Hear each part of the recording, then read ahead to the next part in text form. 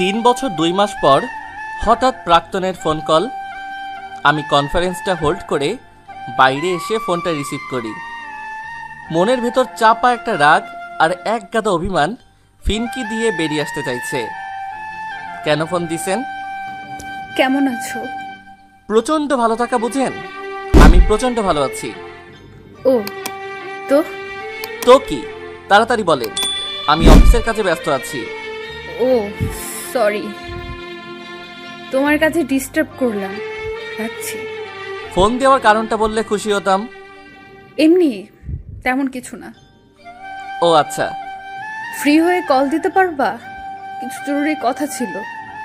ব্রেকআপের 3 বছরেরও বেশি সময় পর আমার সাথে মিথিলা কি জরুরি কথা থাকতে পারে সেটা মাথায় আসতেছিল না। ভাবনাটা বাদ দিতে চাইলাম। কনফারেন্স রুমে ঢুকে সবাইকে সরি বলে মিটিং শুরু করলাম আবার। কিন্তু কেন জানি 3 বছরেরও বেশি সময় পরে আজকে মিথিলার কথা আমাকে ভাবাচ্ছে খুব। মিটিংয়ে কনসেন্ট্রেট করতে পারছি না।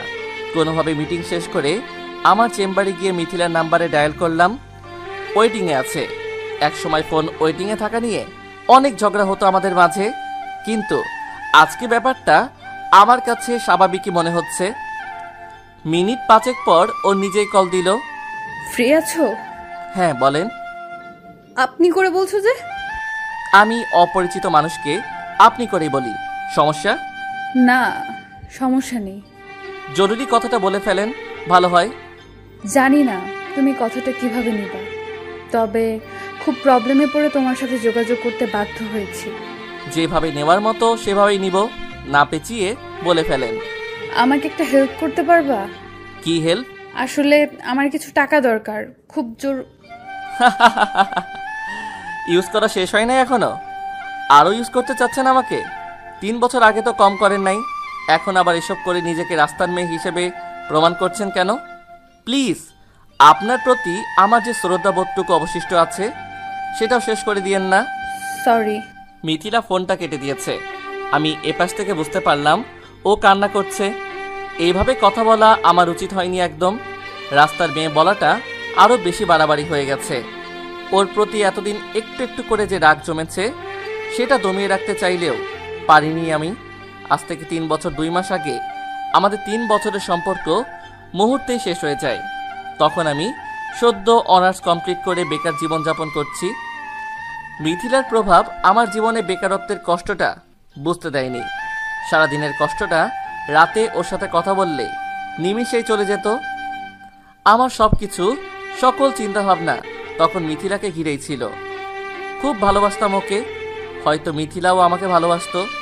কতটুকু ঠিক জানি না সেটা, কারণ বেকারত্বের কথা টেনে রিলেশনে ইতি টানা মেয়ের ভালোবাসার গভীরতা কতটুকু সেটা আমার জানা নেই। মিথিলা চলে যাওয়ার বছরখানেক পর আমি একটা প্রোডাকশন হাউসে জয়েন করি। আমার এত ভালো চাকরিটা তখন থাকলে হয়তো আজ আমার জীবনে ভালোবাসা থাকতো। কিন্তু কিছু কিছু ভালোবাসা খারাপ সময় পড়লে ভালো সময় আসার অপেক্ষা করে না। আমারটাও হয়তো সেরকমই ছিল। এখন আমি এই প্রোডাকশন হাউসের অ্যাসিস্ট্যান্ট ডিরেক্টর হিসেবে আছি। বিলাসবহুল জীবনযাপনের সব কিছুই এখন আমার হাতের নাগালে। শুনেছি আমার সাথে ব্রেকআপের পর অন্য একটা ছেলের সাথে মিথিলার রিলেশন হয়েছিল। ছেলেটার বাবা অনেক ধনী, মিথিলাকে দামি দামি গিফট দিতে পারে, বড় বড় রেস্টুরেন্টে নিয়ে গিয়ে ভালো মন্দ খাওয়াতে পারে। কিন্তু আমার সাথে থেকে মিথিলা এসবের কিছুই পায়নি, পেয়েছে একগুচ্ছ হতাশা আর অনিশ্চয়তা। সব মেয়েরই কিছু স্বপ্ন থাকে, আমি মিথিলার কোনো স্বপ্নই পূরণ করতে সক্ষম ছিলাম না তখন। মাঝে মাঝে ভাবতাম হয়তো মিথিলা ঠিক সিদ্ধান্তই নিয়েছে, শুধু শুধু আমার সাথে থেকে নিজের লাইফটা নষ্ট করবে কেন। ব্রেকআপের পর 1 বছর লেগে গেছে নিজেকে স্বাভাবিক করে তুলতে। এখন আমার লাইফের একটাই টার্গেট, শুধু টাকা।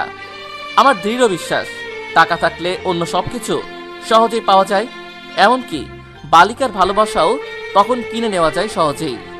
আমি আমার টার্গেট পূরণের দ্বার প্রান্তে প্রায়। আজ যখন মিথিলা আমাকে এই টাকার জন্য ফোন দিয়েছে, কেন জানি সেই আগের ক্ষোভ আমি কন্ট্রোল করতে পারিনি। রাতে খাওয়া দাওয়া শেষ করে বিছানায় শুয়ে ভাবছিলাম বলতে নিজে থেকে ভাবনাগুলো আসছিল। মিথিলা কি খুব বেশি প্রবলেমে আছে? ওর কিছু হইলে আমি খুব কষ্ট পাবো। আমি এখনো ওকে ভালোবাসি আগের মতোই। আমার থেকে দূরে থাকলেও আমি চাই ও ভালো থাকুক। আমার প্রথম ভালোবাসা এবং একমাত্র ভালোবাসার মানুষ মিথিলা।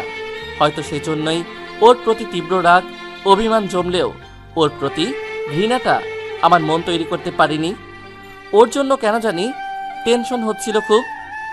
কোনো কিছু না ভেবে নিজের অজান্তেই ফোন দিলাম ওকে। বেশ কিছুক্ষণ রিং হওয়ার পর ওপাশ থেকে মিথিলার কণ্ঠ ভেসে আসলো। হ্যালো। ঘুমাচ্ছিলা? হুম। তোমার ঘুমভাঙা কণ্ঠ এখন আগের মতোই আছে। ও সরি, তখন মাথা ঠিক ছিল না, তাই অনেক উল্টাপাল্টা বলে ফেলেছি। সমস্যা নেই, আমি কিছু মনে করিনি। তোমার হেল্প লাগবে বলছিলা, কত টাকা লাগবে? লাগবে না, আমি ম্যানেজ করতে পারবো। সরি বলছি তো। আসলে মুন্না আমাকে ব্ল্যাকমেইল করতেছে, টাকা চাচ্ছে অনেক। আমার কাছে এত টাকা নেই। আর তাছাড়া গত বছর বাবা মারা গেছে। বাবা মারা যাওয়ার পর জব খুঁজছি অনেক, কিন্তু এখনো হয়নি। তাই এত টাকা কোথা থেকে পাবো বুঝতে না পেরে তোমার কাছে ফোন দিয়েছিলাম। মুন্নাকে? আমার বয়ফ্রেন্ড। ও আমার কিছু ভিডিও রেকর্ড করে এখন ব্ল্যাকমেইল করতেছে। বুঝতেছি না কি করব আমি। সরি, বুঝতে না পেরে তোমার সাথে তখন খারাপভাবে কথা বলছি অনেক। কত টাকা যাচ্ছে? 2 লাখ টাকা। টেনশন করো না, আমি কালকে টাকা পাঠিয়ে দিব। আর তুমি চাইলে আমার অফিসে জয়েন করতে পারো, আমি জবের ব্যবস্থা করে দিব। টাকা লাগবে না, আমার কিছুই লাগবে না। তুমি এখনো রেগে আছো? না না, আমি রেগে নেই। আসলে তোমার সাথে আমি নিজের স্বার্থের জন্য ব্রেকআপ করেছি। অনেক কষ্ট দিছি তোমারে, তারপরও তোমার কাছে হেল্প চাওয়াটা আমার ঠিক হয়নি। পারলে মাফ করে দিও। এইভাবে কেন কথা বলছো? ঘুম পাচ্ছে খুব, ঘুমাবো। আচ্ছা, শুভরাত্রি। ফোনটা রেখে দেওয়ার পর তীব্র এক খারাপ লাগা আমাকে চেপে ধরে। মিথিলার সাথে ওরকম বিহেভ করা একদমই ঠিক হয়নি আমার। অনেকক্ষণ ধরে ঘুমানোর চেষ্টা করছি, ঘুম আসছে না। মাথায় পুরনো নতুন চিন্তারা এসে ভিড় জমাচ্ছে। সেই সব চিন্তা আর ঘুম ঘুম ভাব মিলে অন্যরকম একটা অনুভূতি সৃষ্টি করছে। মাতাল মাতাল লাগছে খুব। জানালার ধারে গিয়ে সিগারেটটা জ্বালালাম একটা। গভীর রাত, বাইরে মাঝে মাঝে 2-1 নিশাচর হেঁটে চলে যাচ্ছে। সকালবেলা কলিং বেলের শব্দে আমার ঘুম ভাঙে। দরজা খুলে দেখলাম গোটা কয়েক পুলিশ আমার দরজার সামনে দাঁড়িয়ে। আমি তাদের সামনে যেতেই একজন বলল, আপনি মিস্টার সাজ্জাদ? হ্যাঁ, কি হয়েছে? আপনাকে আমার সাথে থানায় যেতে হবে। কি হয়েছে বুঝিয়ে বলবেন প্লিজ? গতকাল রাতে মিথিলা নামের একটা মেয়ে মারা গেছে। প্রধান সন্দেহভাজন হিসেবে আপনার নাম আসছে, তাই আপনাকে জিজ্ঞাসাবাদের জন্য থানায় যেতে হবে। আমাকে থানায় নেওয়ার বেশ কয়েক ঘন্টা পর মিথিলার পোস্টমর্টেম রিপোর্ট আসে। রিপোর্ট হাতে পেয়ে থানার ওসি আমার দিকে কয়েকবার আর চোখে তাকায়। মাঝে মাঝে তার চোখে চোখ পড়ে যাচ্ছিল। সঙ্গে সঙ্গে আমি চোখটা সরিয়ে নেই। একটু পর আমার দিকে এগিয়ে এসে জিজ্ঞেস করলেন, মিথিলার সাথে আপনার কি সম্পর্ক? সম্পর্ক নেই, 3 বছর আগে সম্পর্ক ছিল। গতকাল রাতে আপনাকে ফোন দিয়েছিল কেন? এমনি খোঁজখবর নেওয়ার জন্য হয়তো, ঠিক জানি না। পোস্টমর্টেম রিপোর্টে কি আসছে বলবেন প্লিজ? সুসাইড। আমি কিছুক্ষণ এক দৃষ্টিতে পাশের দেওয়ালের দিকে তাকিয়ে রইলাম। আমি গতকাল মিথিলাকে মেন্টালি টর্চার করেছি, অনেক বাজেভাবে কথা বলেছি। শারীরিক টর্চারের থেকে মেন্টাল টর্চার সহ্য করার ক্ষমতা মানুষের কম থাকে। সেই হিসেবে মিথিলার মৃত্যুর জন্য আমিই দায়ী। হয়তো আইনের কাছ থেকে বেঁচে যাব, কিন্তু বিবেকের কাছে প্রতিনিয়ত বিচারের মুখোমুখি হতে হবে আমায়। ওসি সাহেব তার টেবিলে তাও ফিরে যেতে যেতে বললেন, আপনি এখন যেতে পারেন, প্রয়োজন হলে পরে আবার ডাকবো। মাথার ভেতর এটাকে কখনো ভাবনায় থানায় আসতে হয়নি আমার। প্রথমবার এসেছি, আমি এসব নিয়ে আর ভাবতে পারছি না। সবকিছু ভুলে যেতে চাচ্ছি। স্মৃতি থেকে কালকের দিনটাকে মুছে ফেলতে চাচ্ছি। সবকিছু আগের মতো হয়ে যাক। আমার সাইডে ঘেসে চায়ে গরম বলতে বলতে এক লোক চলে যাচ্ছিল। আমি তাকে থামিয়ে 1 কাপ চা আর সাথে একটা সিগারেট নিয়ে আবারও দূরে তাকিয়ে রইলাম। অনেকের কাছেই শুনেছি, প্রথম ভালোবাসা কখনো ভোলা যায় না, সময়ের সাথে মানিয়ে নিতে হয়। আমিও নিজেকে মানিয়ে নিয়েছিলাম। ঝুম বৃষ্টি, শীতকাল আর কিছু কিছু মুভি মাঝে মধ্যে মিথিলার কথা মনে করিয়ে দিত, কিন্তু পরক্ষণে ভুলে যেতাম। কষ্ট হতো না একটুও, কিন্তু আজ কেন জানি মিথিলার কথা জোর করে ভুলতে পারছি না। কষ্ট হচ্ছে খুব। মানুষ মরে গেলে তাকে সবাই ভুলে যায়, কথাটা পুরোপুরি ঠিক না। সবাই তাকে ভুলে যায় না, কিছু কিছু মানুষ তাকে মনে রাখে। বাস্তব থেকে অবাস্তব হয়ে যাওয়া মানুষটাকে তাদের মন আরও বেশি পরিমাণে স্মরণ করতে থাকে। সেই কিছু কিছু মানুষগুলোই হয় ভালোবাসার মানুষ। মিথিলা বেঁচে থাকলে হয়তো ওকে ভুলে থাকা আমার জন্য খুব সহজ হতো, কিন্তু এখন ওর স্মৃতি আমাকে সারা জীবন বয়ে বেড়াতে হবে। সন্ধ্যার দিকে মিথিলার এক আত্মীয় এসে আমাকে একটা ডায়েরি দিয়ে যায়। বলল, কভার পেজে নীল কালি দিয়ে গোটা গোটা অক্ষরে লেখা মিথিলা। আমি বুঝতে পারছিলাম ডায়েরিটা আমার পড়া ঠিক হবে না, কারণ এটা আমার কষ্ট বহুগুণে বাড়িয়ে দিবে। জানি না এতে কি লেখা আছে, তবু মনে হচ্ছে পড়া ঠিক হবে না। তবু আমি পড়া শুরু করলাম। 6 বছর 2 মাস আগেকার তারিখ, সেদিন আমি ওকে ফার্স্ট প্রপোজ করি। ডায়েরির প্রথম পাতায় একটু বড় করে আড়াআড়িভাবে লেখা, প্রতিটা মেয়েরই স্বপ্ন থাকে কেউ একজন তাকে খুব ভালোবাসুক, তার জন্য হাজারো পাগলামি করুক, কেউ একজন তাকে স্বপ্ন দেখাতে শেখাক। আজ নতুন মানুষের সাথে নতুন করে স্বপ্ন দেখা শুরু। স্বপ্ন ছিল কেউ একজন যাকে আমিও পছন্দ করি আমার সামনে এসে হাঁটু গেড়ে সিনেমাটিক স্টাইলে বলুক আই লাভ ইউ। সেই স্বপ্ন পূরণের দিন আজ। লেখাটা দুপাশে বড় করে দুটো হার্ট সাইন আঁকা। বুঝতে পারলাম ডায়েরিটা আমাদের রিলেশন শুরু হওয়ার দিন থেকে লেখা হয়েছে। আমাদের 3 বছরের রিলেশনের প্রত্যেকটা ঘটনা ডায়েরির পাতায় জলজল করছিল। মাঝে মধ্যে কিছু কিছু লেখা পড়ে হাসিও পাচ্ছিল খুব। অজান্তে কাঁদতে কাঁদতে অট্ট হাসিতে ফেটে পড়ছিলাম। এক জায়গায় লিখেছে, আজ তুমি আমাকে অনেক বকা দিচ্ছ, এক সময় আমি ঠিক এর প্রতিশোধ দিব। বাসায় ঢুকতে দিব না, বাইরে দাঁড় করিয়ে রাখবো। ভার্সিটিতে থাকাকালীন একবার ক্লাস শেষে প্রচুর বৃষ্টি শুরু হলো। সবাই বাসায় যাওয়া নিয়ে টেনশন করছিল। এদিকে সন্ধ্যাও হয়ে আসতেছিল। আমি মিথিলার হাত ধরে ওকে টেনে নিয়ে বের হয়ে আসি। মুহূর্তে দুজনে ভিজে টিজে একাকার হয়ে গেছি। গেটে এসে রিক্সা নিলাম। মিথিলা রিক্সার হুড ওঠাতে চাইলো, আমি দিলাম না। সারা রাস্তা ভিজতে ভিজতে আসলাম দুজন।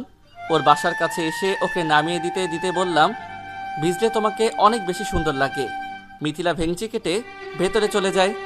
সেই ঘটনাটাও ডায়েরিতে লিখে রাখছে। আজ তুমি আমাকে বৃষ্টিতে ভিজাইছো, সর্দি লেগে অবস্থা খারাপ আমার। এর জন্য কে দায়ী? তুমি। এভাবে রোমান্স করার জন্য গার্লফ্রেন্ডকে কেউ অসুস্থ বানায়? কেমন বয়ফ্রেন্ড তুমি? ডায়েরির একটা পাতায় ব্রেকআপের প্রায় বছর 2 পরের একটা তারিখ দিয়ে লেখা। অনেক কিছুই হারিয়েছি জীবন থেকে, কিন্তু তার কোনোটার জন্যই আফসোস হয়নি আমার। কিন্তু দুটো হারানো জিনিসের জন্য আমার সারা জীবন আফসোস থাকবে। প্রথম, আমার ভালোবাসা সাজ্জাদ, যে আমাকে পাগলের মতো ভালোবাসতো। দ্বিতীয়, আমার বাবা, যে আমাকে জীবনের থেকেও বেশি ভালোবাসতো।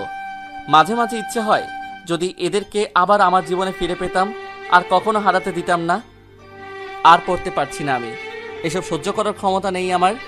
ডায়েরিটা বন্ধ করতে গিয়ে শেষ পাতায় চোখ পড়ল, 4টা শুকনো বেলি ফুল রাখা। মিথিলা যেদিন সুইসাইড করে সেদিনের তারিখ মনে আছে তোমার? একদিনে এই 4টা বেলি ফুল দিয়ে তুমি আমাকে প্রপোজ করেছিলা। বলছিলা ভালোবাসায় 4টা অক্ষর আছে, তাই 4টা বেলি ফুল দিয়ে তোমাকে আমি ভালোবাসা দিলাম। রাখবা? দেখছো, তোমার ভালোবাসা আমি এখনো রেখে দিছি।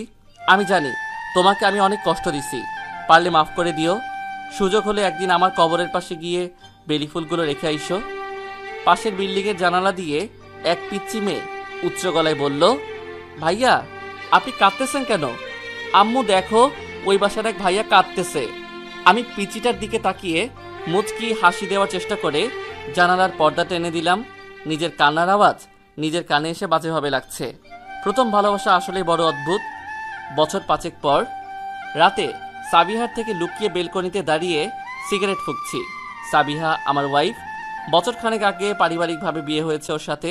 সাবিহা একটা ধুলো পড়া ডায়েরি এনে আমার হাতে দিয়ে বলল, মিথিলাকে?